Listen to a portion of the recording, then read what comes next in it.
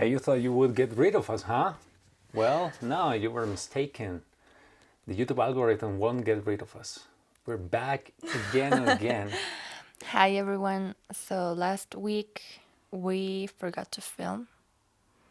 No, We actually, completely. yeah, we had I some forgot. things to do. Yeah, but right now, I mean, the other day we were talking about cars, and right now we had a little bit of time. We wanted to talk about it on Were a we talking video. about cars? I don't remember. You wanted a car, and then we started talking that it's not a good idea and the reasons. I don't remember that. We were having a walk. Oh, no, but I thought you were discussing that in the video. What? I thought that on our last video we discussed about having a car. Oh, no, no, No, we no. didn't, right? No, we did. Well, long story short, we wanted to say that I personally, and I convinced her that owning a car brings you more problems than it brings you benefits. It depends on the city where you live, but if anything that you need is on a walking distance, why having a car? It's a big scam. It's just meant to spend your money, to keep you stuck at a job, to make banks lend you money so that you can keep working for the company that employs you so they can pay your car payment every month. It's a strategy to keep you enslaved. Yeah, it's just that society pressures so much into the status of having a car. And you don't, at least I didn't know how many things you had to do in order to have a car. I mean, it's all, you have to spend a lot of money, basically. It's, people say that is, better to have a car because you can go to different places as you wish, and it's something that you own, but you have to pay for that. You have to keep paying for that because you have to pay taxes for it. You have to make sure that everything is okay. I mean, it's really unpredictable because something might happen, and something might get ruined, or you might have a crash, there are so many things, and people end up taking care of their cars more than themselves at some point. Yeah, It's not convenient, you're and thinking all the time if someone is going to steal your car, so you need a garage to you have to protect it. pay for the garage if you don't own one as well. Yeah, if you're a house owner and you have space to store your car, that's good. But you wouldn't need a car in the first place if you weren't forced to live very far away from your job. In big cities like in the United States, but I'm pretty sure there are other cities as well, your job or a supermarket where you can buy food, anywhere where you can buy food is very far away from your living space. So if you wanted to go there by food, it would be almost impossible because in some cities there aren't even sidewalks. There are only highways, and the police will stop you because they will think that you're crazy because you are walking or taking a jog. I've seen videos where cops stop people because in some areas even it's forbidden to walk. You need to use a car to arrive to any place. It's crazy.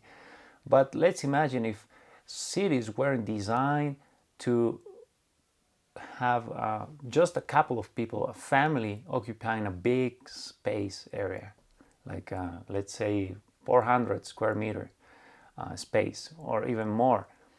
If you, I'm not saying cramming people in tiny spaces like it happens in Hong Kong or China, very tiny places. I'm not talking about that.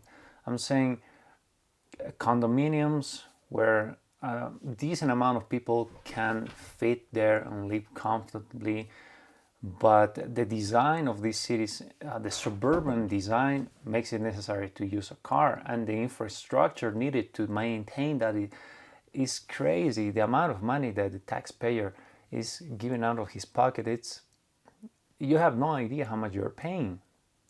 Just just so you know, it costs millions of dollars to pave some highways, to put asphalt on them so that cars can go through them.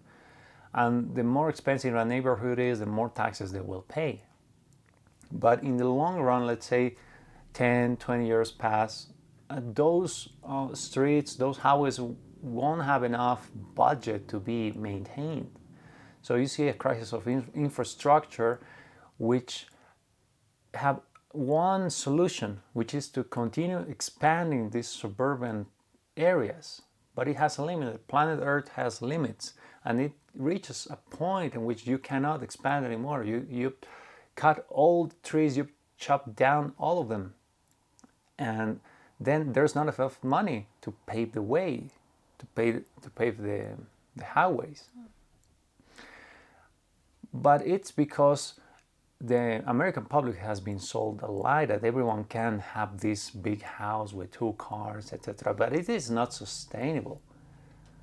And people hate each other. They don't want to see each other. They have some strict rules that certain kind of people can live there. And if they don't express it openly, they express it in law.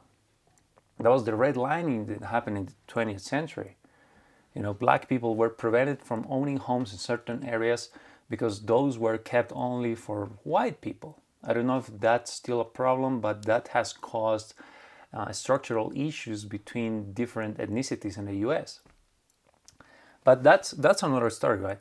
If we lived in smaller places, I'm not saying cramming people in tiny places, in tiny box houses. I'm not saying that, but it's entirely possible to fit more people, to take advantage of smaller places so that you can get rid of cars.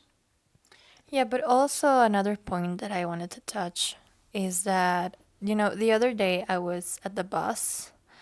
I took a bus to come back home. There was I think I was with you. We were together. You will remember. There was a lady. Uh, she was kind of overweight. Um, and she was almost yelling at the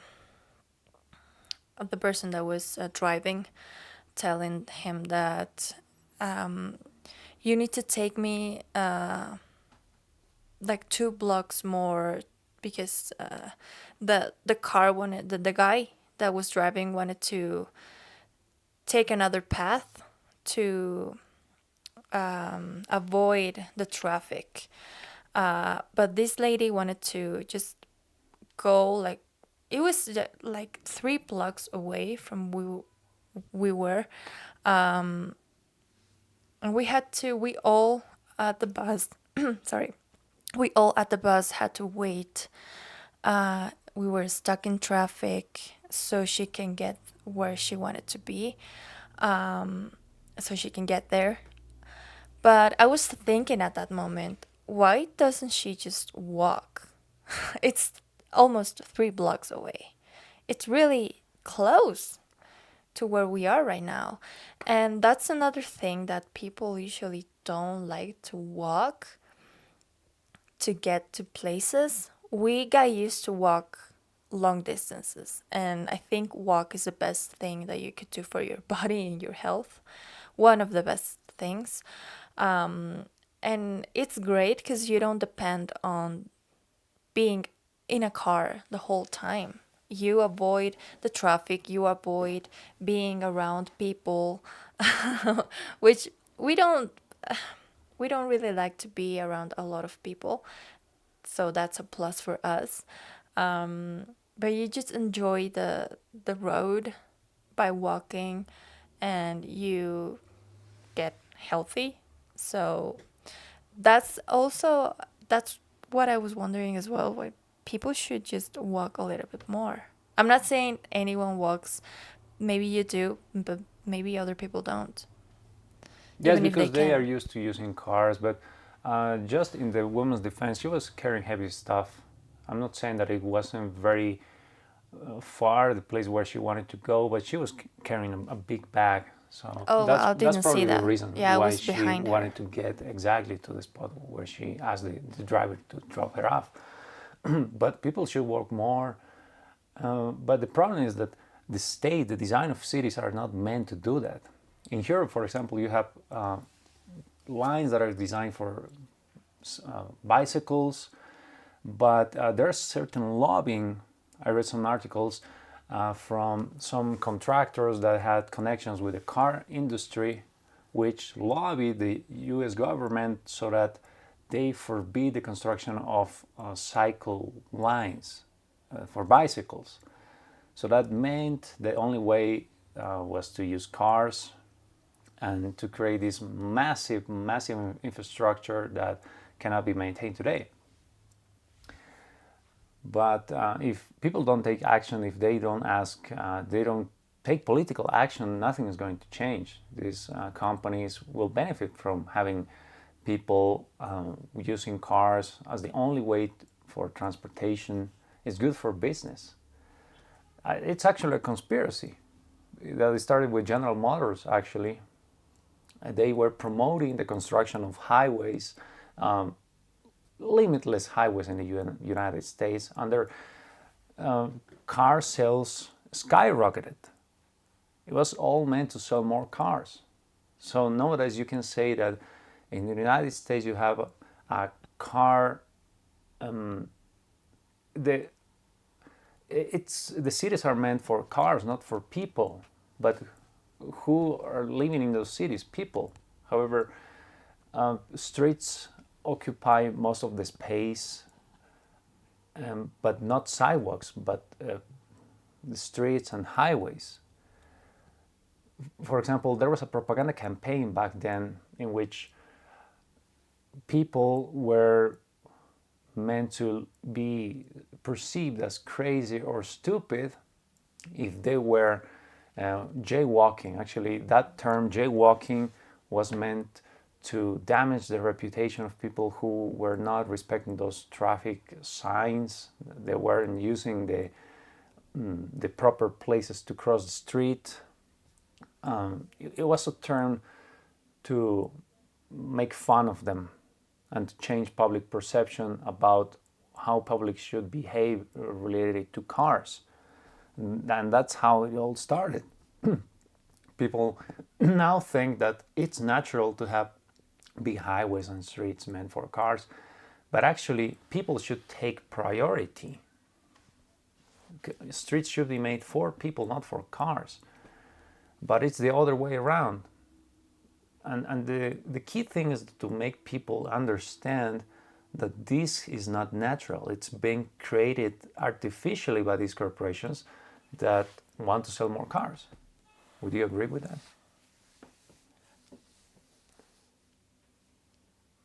Yeah, but just it's just I think people they like cars. They It's like when you tell someone, hey, that thing that you're eating is not good for you. They will tell you, yeah, but I like it. Do they really like cars? That's a really good question. Why? Because, okay, I asked your mother, hey, do you like cars? She will say yes. Why? I don't know, because it's a great technological feat. It makes our lives very easy. But why do you think that? Can you go back in time and think the first time that you thought cars were great?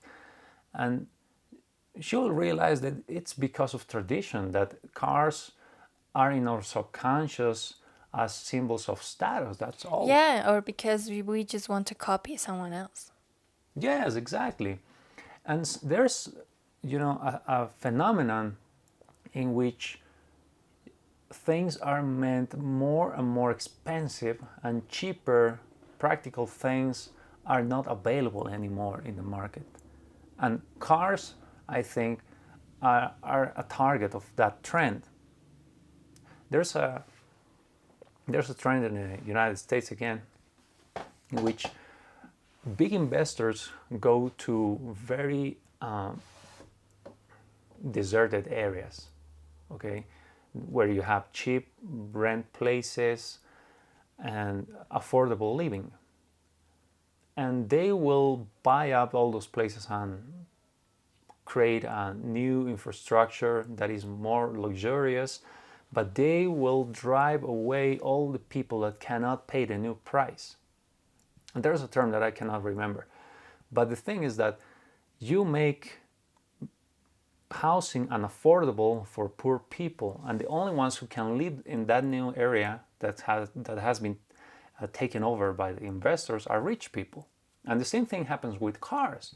There must be a lobby in which these car makers push lawmakers to force them to meet certain criteria to make a car.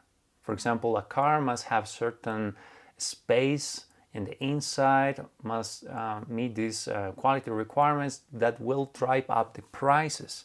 So that people who just need a simple means of transportation to go from A to B won't be able to afford a car in cash. So the only way to afford a new car will be to take a loan from the bank.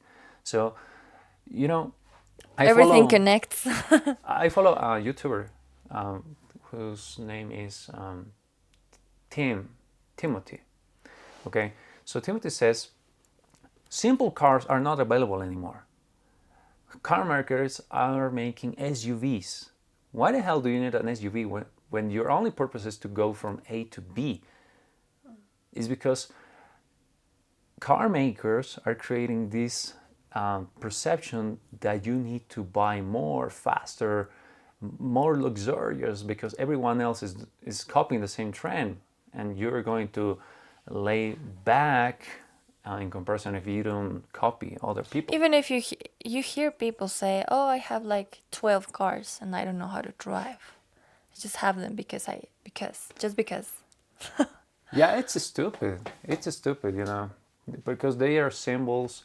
A car should be meant to drive from place A to B. It's a means of transportation. And the same thing has happened with a myriad of things. Smartphones, one of the biggest cases. Prices keep going up every single year. They are not a communication device anymore. They are a status symbol. They're made of titanium with a camera. It's not a phone anymore, it's a camera. It's a camera that an additional functionality is making calls, but it has lost all meaning, at least for me. And people keep buying this because they want to imitate the Kardashians or anyone who's these companies give away the product to. It's all brainwashing. It's propaganda, and it's in Edward Bernays' work. Propaganda is the secret government that controls our thoughts. We think that we like cars. We don't actually like them. We've been manipulated to believe that they are needed. And cities are designed to force us to need them. Everything starts to connect. You're starting to see the pattern there, that most of our thoughts have been manipulated in the first place. Just imagine how simple life would be if it weren't for propaganda that makes us buy things that we don't need. It would be really simple. But we complicated our lives so much just to justify the system and justify the existence of the state. That's really important. But okay, we were talking about cars.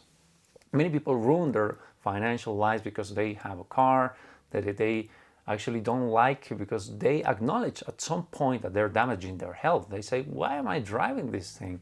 It's bringing me so much headaches, so much pain. Because but you still do it because you're impressing someone. Yes, you're trying to impress people that you don't even care about. Bernays says in his book that a man is fooling himself when he compares all brands of cars and reaches the conclusion that he has found the best car. No, in reality, he's buying this car because he saw a neighbor of his that bought a bigger car, or maybe he was criticized judged that his economy was not good enough so that he could buy the car, and his subconscious is telling him to buy the car because he has some pride, because the car is an expression of his value, or that's what he was meant to believe. And Your own family might tell you that. How old are you? You don't even have a car or a house, you know. They pressure you a lot into doing something that you don't really want to do. yeah, people say you're a loser because you don't have a car or a house. But what's the price of success? Is it really success? What's your definition of success? Is it, does paying a mortgage for 3 decades mean you're successful? Driving a car that you don't even like, that brings you headaches, does that mean that you're successful? Living for other people, it's madness. It's public madness, psychological delusion. But because everyone is crazy, the few people that are logical, that see things as they are deemed as crazy. It is as Morpheus said in the Matrix movie. These people are so embedded in the system, so inert, that they will do everything to defend it. Yeah. Anyways, I think that was all, right? that was all that we wanted to say. Yeah, and I had this, because I can say this because I experienced this myself, not with a car, but with a motorcycle. The only reason I bought a motorcycle was because one of my co-workers had one, and he took me on a ride from work to a nearby place from my house. Okay. Before that moment, I never expected to buy a motorcycle. But my subconscious said, why does this guy have a motorcycle and I don't? Later, I realized that was the only reason I bought it. I would have spent that money on a myriad of better ways, on improving my health, on saving up from a rainy day, But then I realized, man, I have to pay taxes, look for a garage, wash the freaking thing every single weekend, and spend my time doing so. It was nonsense. At the end of the day, I sold the thing, and I'm happier now because I don't need it. It takes a lot of time from your life to have a car or a motorcycle or whatever.